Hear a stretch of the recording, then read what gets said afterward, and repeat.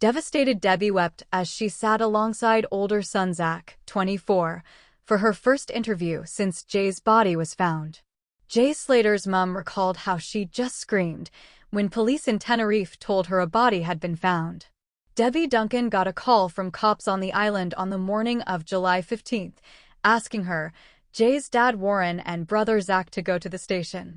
And when they got there they were told, via a translator, that police had found human remains they believed to be Jay's 29 days after he disappeared on June 17th. Please subscribe to my YouTube channel. Bravely speaking to The Sun, Debbie recalled how she broke down and didn't want to believe the body could be her beloved 19-year-old son. Debbie, 56, said, "We were all sat in a little room and I just screamed.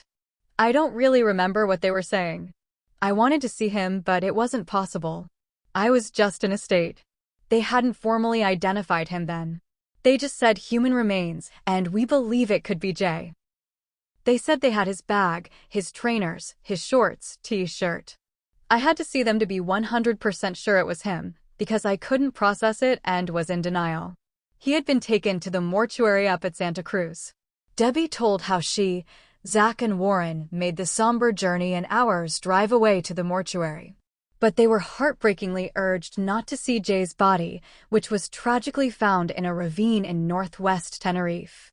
Debbie said, "We went there, and we just got taken into a room, and it was just a casket. Just a casket with a single rose. And the rose was on top, what they had put there. And I just broke down again and screamed and cried." Devastated Debbie wept as she sat alongside older son Zach, 24, for her first interview since Jay's body and possessions were found in a ravine in the rural Tenerife National Park on July 15th. The grim discovery brought to an end an agonizing 29-day search, which drew worldwide attention and thrust Debbie into a storm that has seen her relentlessly trolled by sick ghouls. "We were all sat in a little room and I just screamed. I don't really remember what they were saying. I wanted to see him, but it wasn't possible." Debbie Duncan. Jay, who went on holiday with pals Lucy May Law and Bradley Hargreaves, went missing on Monday, June 17th, after leaving the Airbnb apartment around 8 a.m. Apprentice bricklayer Jay of Ozeltwizzle Links called Lucy, 18, at 8:50 a.m. saying he had cut his leg, was lost and dehydrated, and had just 1% battery on his phone. His mobile last pinged in the rural Tenerife Park, after Jay walked the wrong way from the Airbnb in Masca, 25 miles north of his apartment in Los Cristianos. After his disappearance, the suffering of Jay's family was made worse by sick ghouls who have peddled vicious claims on social media. Please subscribe to my YouTube channel.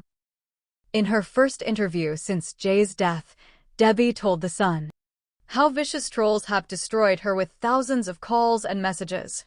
She received a vile letter from a troll just days after her Jay's funeral. Her torment over a GoFundMe page she didn't ask for.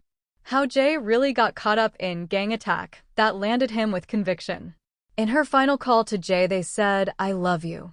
She denies rumors Jay stole £12,000 watch and fell foul of Tenerife drug cartel.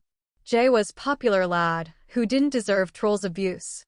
Her family sent vile fake images of kidnapped Jay. Among the wild accusations were that Jay had stolen a £12,000 watch from a gangster during his fateful night out. But Debbie insists such claims are nothing more than callous rumors. Cranks peddled false theories, including that Jay had fallen foul of a drugs cartel and had taken a yacht to Morocco. But Debbie told The Sun he would never have been involved in anything like that. He had only been in Tenerife 3 days and was at a festival with friends which had wristbands, security, and an itinerary. "I've no idea where these drug stories have come from, and the stuff about him stealing a watch is nonsense."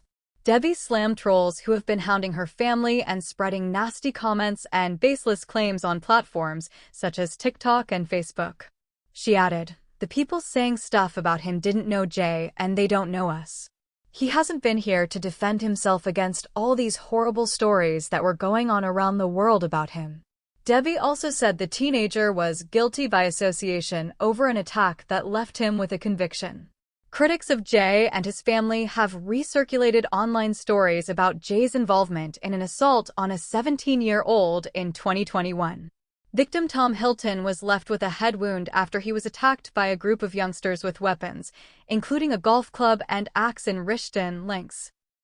Tom spoke out after Jay went missing on June 17th, urging trolls to leave his family alone and allow them to focus on the search. Please subscribe to my YouTube channel. Jay's mum Debbie Duncan said Jay did not harm Tom, but was convicted of violent disorder after witnessing the assault. Debbie said, "They used to go up to woods and into this old paper mill, 5 minutes away.